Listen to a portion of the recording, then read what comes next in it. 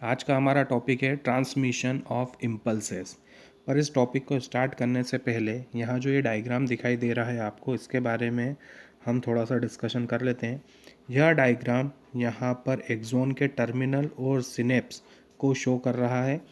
ये जो ग्रीन यहाँ पर स्ट्रक्चर आपको दिखाई दे रहा है, ये होता है एक्सोन, और यहाँ पर ये जो पूरा स्ट्रक्चर है, ये यहाँ पर एक्सोन का टर्मिनल होता है। इस एक्सॉन के टर्मिनल के अंदर ये जो बल्ब शेप जैसा यहाँ आपको पूरा ये जो स्ट्रक्चर दिखाई दे रहा है, इसके अंदर ये छोटे छोटे जो राउंडेड स्ट्रक्चर हमें दिखाई दे रहे हैं, ये होते हैं सिनेप्टिक वेसिकल्स। और इन सिनेप्टिक वेसिकल्स के अंदर जो छोटे छोटे ग्रेन्यूल्स, जो दाने आपको दिखाई दे रहे हैं, उन्हें यहाँ पर कहा जाता है न्यूरोट्रांसमीटर्स। अब देखिए, ये वाला जो हिस्सा है, ये मेम्ब्रेन जो यहाँ पर पाई जा रही है, इसे कहा जाता है प्री सिनेप्टिक मेम्ब्रेन, और इस वाली मेम्ब्रेन को कहा जाता है पोस्ट सिनेप्टिक मेम्ब्रेन। और प्री सिनेप्टिक मेम्ब्रेन और पोस्ट सिनेप्टिक मेम्ब्रेन के बीच का जो खाली स्थान है, उसे कहा जाता है सिनेप्टिक क्लेफ्ट। और ये लास्ट में यहाँ पर ये जो स्ट्रक्चर हमें दिखाई दे रहे हैं, ये होते हैं रिसेप्टर्स, जो कि न्यूरोट्रांसमीटर्स को यहाँ पर रिसीव करते हैं। और जो ये ग्रेन्यूल्स हमें यहाँ पर फिल किए हुए दिखाई दे रहे हैं, ये सब न्यूरोट्रांसमीटर्स होते हैं। आइए अब हम हमारा टॉपिक स्टार्ट करते हैं, ट्रांसमिशन ऑफ इम्पल्सेस। एक नर्व इम्पल्स एक न्यूरॉन से दूसरे न्यूरॉन में सिनेप्सिस नाम के जंक्शन के माध्यम से ट्रांसमिट होता है। एक सिनेप्स का फॉर्मेशन एक प्री सिनेप्टिक न्यूरॉन और एक पोस्ट सिनेप्टिक न्यूरॉन की मेम्ब्रेन के द्वारा होता है, जो कि एक सिनेप्टिक क्लेफ्ट के द्वारा सेपरेट हो सकती हैं या सेपरेट नहीं भी हो सकती हैं। यहाँ पर टू टाइप्स के सिनेप्स हमें देखने को मिलते हैं। एक होता है इलेक्ट्रिकल सिनेप्स और दूसरा होता है केमिकल सिनेप्स। इलेक्ट्रिकल सिनेप्सिस पर प्री और पोस्ट सिनेप्टिक न्यूरॉन्स की जो मेम्ब्रेन होती है, वह बहुत पास पास में पाई जाती है, जिसके कारण सिनेप्सिस के अक्रॉस इलेक्ट्रिक करंट का जो फ्लो है, वो डायरेक्टली एक न्यूरॉन से दूसरे न्यूरॉन पर हो सकता है। इलेक्ट्रिकल सिनेप्सिस के अक्रॉस इम्पल्स का ट्रांसमिशन एक सिंगल एक्सॉन में कंडक्ट होने वाले इम्पल्स के ट्रांसमिशन के लगभग समान होता है। इलेक्ट्रिकल सिनेप्स के अक्रॉस इम्पल्स का जो ट्रांसमिशन होता है, वह हमेशा केमिकल सिनेप्स के अक्रॉस होने वाले इम्पल्स के ट्रांसमिशन से फास्ट होता है, बहुत तेज होता है। पर ये जो इलेक्ट्रिकल सिनेप्स होते हैं, ये हमारे सिस्टम में बहुत रेयरली पाए जाते हैं। केमिकल सिनेप्स पर प्री और पोस्ट सिनेप्टिक न्यूरॉन की जो मेम्ब्रेन होती है, वह सिनेप्टिक क्लेफ्ट नामक एक फ्लूइड फील्ड स्पेस के द्वारा सेपरेट की जाती है। केमिकल कॉल्ड न्यूरोट्रांसमीटर, मतलब कि न्यूरोट्रांसमीटर नामक जो केमिकल्स होते हैं, वह इन सिनेप्स पर इम्पल्स के ट्रांसमिशन में शामिल होते हैं। एक्सोन का जो टर्मिनल होता है, उस टर्मिनल के अंदर यहाँ पर वेसिकल्स होते हैं, जिसके अंदर न्यूरोट्रांसमीटर पाए जाते हैं। जब इम्पल्स एक्सोन के टर्मिनल पर पहुँचते हैं, तो वो वहाँ पर मेम्ब्रेन की ओर सिनेप्टिक वेसिकल्स को मूवमेंट के लिए स्टिमुलेट करते हैं, और ये प्लाज्मा मेम्ब्रेन से जाकर फ्यूज़ हो जाती हैं और सिनेप्टिक क्लेफ्ट में न्यूरोट्रांसमीटर को रिलीज़ कर दिया जाता है। ये released neurotransmitter post synaptic membrane पर पाए जाने वाले जो इनके स्पेसिफिक रिसेप्टर्स होते हैं, उनसे जाकर बाइंड हो जाते हैं। यह बाइंडिंग आयन चैनल को ओपन कर देती है, जिससे कि आयंस की एंट्री यहाँ पर होना शुरू हो जाती है, जो कि पोस्ट सिनेप्टिक न्यूरॉन पर एक नए पोटेंशियल को जनरेट करती है। डेवलप हुआ यह नया पोटेंशियल एक्साइटेटरी भी हो सकता है या फिर इनहिबिटरी भी हो सकता है। अब हम हमारे दूसरे टॉपिक पर चलते हैं, सेंट्रल न्यूरल सिस्टम, CNS।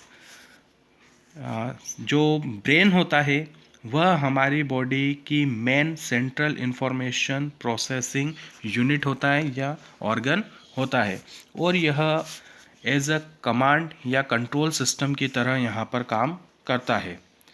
यह हमारी बॉडी में जो वॉलेंट्री मूवमेंट्स होते हैं, बॉडी का बैलेंस, कुछ वाइटल इनवॉलेंट्री ऑर्गन्स जैसे कि लंग्स, हार्ट, किडनी, इनके फंक्शनिंग को, थर्मोरेगुलेशन, हंगर और thirst, circadian rhythms of our body, हमारे शरीर के जो सर्केडियन रिदम्स होते हैं, और एंडोक्राइन ग्लैंड्स की जो सेवरल एक्टिविटीज़ होती हैं उन्हें, और ह्यूमन बिहेवियर, इन सबको कंट्रोल करने का काम करता है।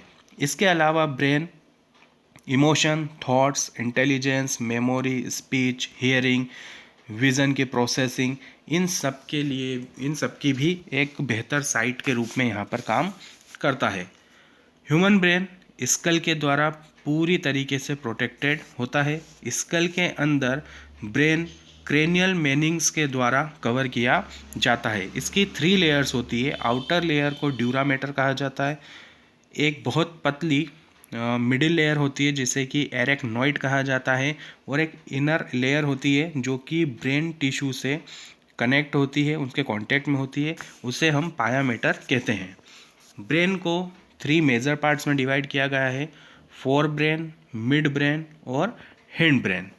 तो सबसे पहले हम फोर ब्रेन के बारे में बात करते हैं। यहाँ पर जो फोर ब्रेन होता है उसमें सेरेब्रम, थैलेमस और हाइपोथैलेमस शामिल होते हैं। इस डायग्राम में हम देख सकते हैं कि ये जो फोर ब्रेन है इसमें ये पूरा सेरेब्रम का पार्ट और थैलेमस और हाइपोथैलेमस, मतलब ये थैलेमस और ये नीचे वाला पार्ट हाइपोथैलेमस, ये तीनों पार्ट मिलकर फोर ब्रेन का यहाँ पर फॉर्मेशन करते हैं। जो सेरेब्रम होता है ये ह्यूमन ब्रेन का मुख्य हिस्सा होता है। एक डीप क्लेफ्ट, मतलब कि जो एक गहरी दरार होती है, वो गहरी दरार इस सेरेब्रम को 2 पार्ट्स में यहाँ पर डिवाइड करती है, 2 भागों में यहाँ पर उसे बांटती है।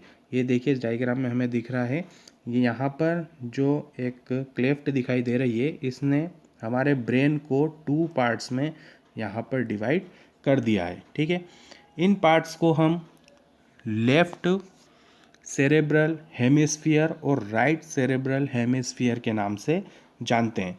जो लेफ्ट ब्रेन होता है वो हमारी बॉडी के राइट साइड को कंट्रोल करता है, और जो राइट ब्रेन होता है वह हमारी बॉडी के लेफ्ट साइड को कंट्रोल करता है। देखिए ये जो हेमिस्फीयर्स होते हैं वह कॉर्पस केलोसम नामक एक नर्व फाइबर के ट्रैक्ट से जुड़े हुए होते हैं। ये यहाँ पर दिखाई दे रहा है हिस्सा कार्पस केलोसम का, ये कार्पस केलोसम कहलाता है। और इस कार्पस केलोसम नाम की जो नर्व फाइबर की ये ट्रैक्ट हमें दिखाई दे रही है, इस ट्रैक्ट के द्वारा यहाँ पर दोनों हेमिस्फीयर कनेक्टेड होते हैं।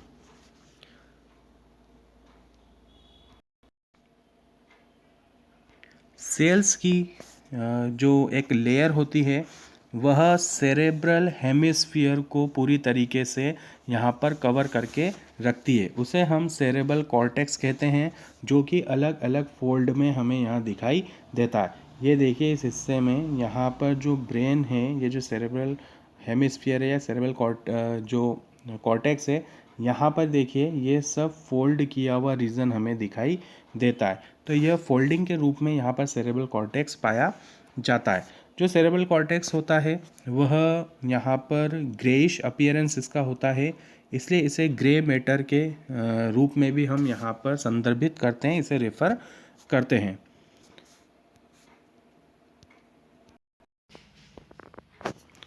न्यूरॉन सेल बॉडीज़ कलर देने के लिए यहाँ पर कंसंट्रेट होती है।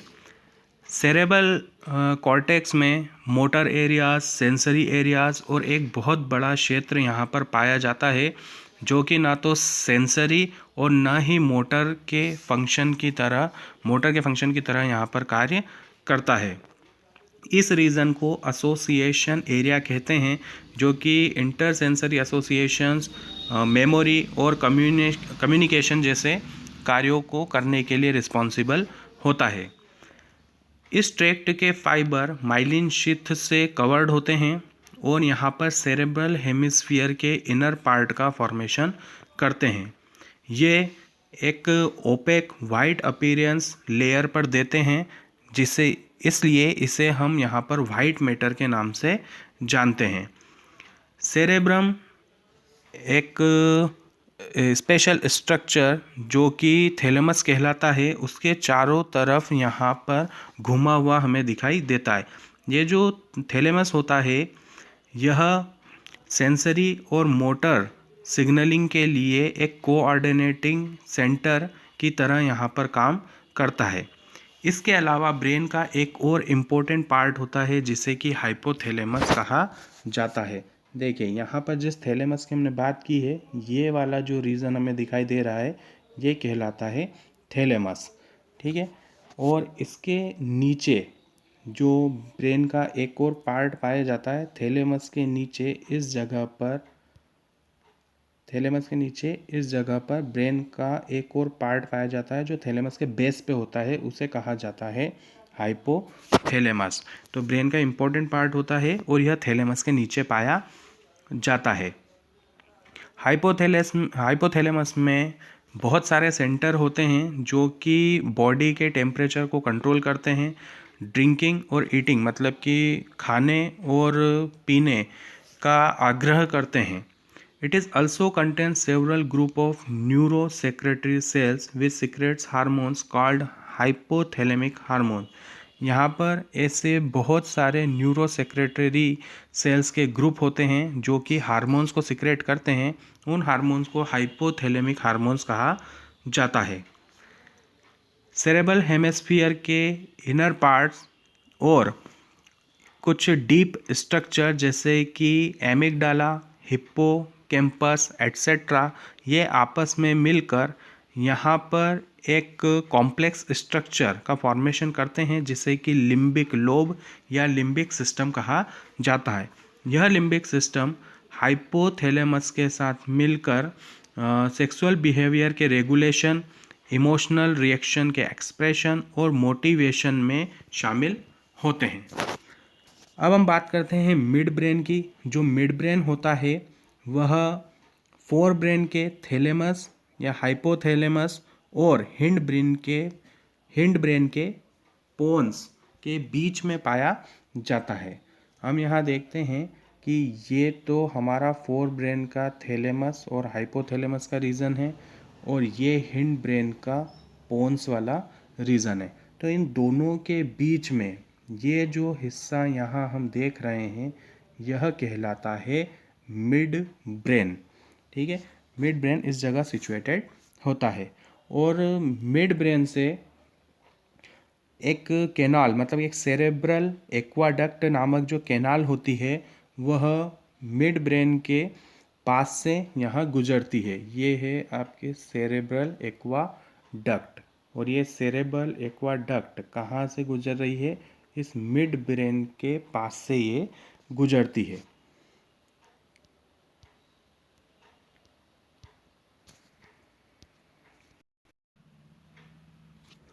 मिड ब्रेन के डोर्सल पोर्शन में 4 राउंड लोब्स होते हैं, मतलब कि 4 गोल लोब्स यहाँ दिखाई देते हैं जिन्हें कॉर्पोरा क्वाड्रिजेमिना कहा जाता है। अब हम बात करते हैं हिंड ब्रेन की। तो हिंड ब्रेन जो होता है वह पोन्स, सेरेबेलम और मेडुला से मिलकर बनता है। यहाँ हम देख सकते हैं कि ये जो हिंड ब्रेन है ये किससे मिलकर बना हुआ है? पोन्स, ये होती है यहाँ पर मेडुला और ये है सेरेबेलम। तो पोन्स, सेरेबेलम और मेडुला इन तीनों से मिलकर क्या बनता है? हिंड ब्रेन का फॉर्मेशन होता है। जो पोन्स होता है, ये जो यहाँ पर पोन्स वाला रीजन है, यह पोन्स, इस पोन्स में फाइबर ट्रैक्ट होते हैं जो कि ब्रेन के डिफरेंट रीजन को, मतलब ब्रेन के अलग अलग जो क्षेत्र होते हैं उनको आपस में जोड़ने का काम करते हैं। सेरेबेलम जो होता है वहाँ पर एक बहुत कन्वोल्यूटेड सरफेस होती, मतलब ये एक जटिल सतह वहाँ पाई जाती है जो कि बहुत सारे न्यूरॉन को एडिशनल स्पेस, मतलब कि एक एक्स्ट्रा जगह वहाँ पर प्रोवाइड करती है। जो मेड्यूला होता है ब्रेन का, वह स्पाइनल कॉर्ड से अटैच होता है। ये जो मेड्यूला है ब्रेन का, ये जो मेड्यूला वाला रीजन है, यह किससे अटैच होता है? ये जो स्पाइनल कॉर्ड होती है, इस स्पाइनल कॉर्ड से मेड्यूला वाला जो रीजन है वो यहाँ पर अटैच होता है। मेड्यूला में कुछ सेंटर्स होते हैं जो कि रेस्पिरेशन को कंट्रोल करते हैं, कार्डियोवैस्कुलर रिफ्लेक्सेस और गैस्ट्रिक सिक्रेशंस यहाँ पर कंट्रोल करते हैं। ब्रेन स्टेम 3 मेजर रीजन से मिलकर बनता है जिसमें मिड ब्रेन, पोन्स और मेड्यूला ओब्लागेंटा आते हैं। यहाँ पर यह जो स्ट्रक्चर है हमें दिखाई दे रहा है, इसे कहा जाता है ब्रेन स्टेम। और इस ब्रेन स्टेम के 3 मेजर पार्ट्स होते हैं। एक होता है हमारा ये वाला मिड ब्रेन, फिर होता है पोन्स और लास्ट में होता है यहाँ पर मेड्यूला ओब्लागेंटा। मेड्यूला को ही मेड्यूला ओब्लागेंटा भी कहा जाता है। तो आज का हमारा टॉपिक हम यहीं पर ओवर करते हैं। कल की क्लास में हम यहाँ पर पढ़ेंगे reflex action and reflex arc. तब तक के लिए गुड बाय।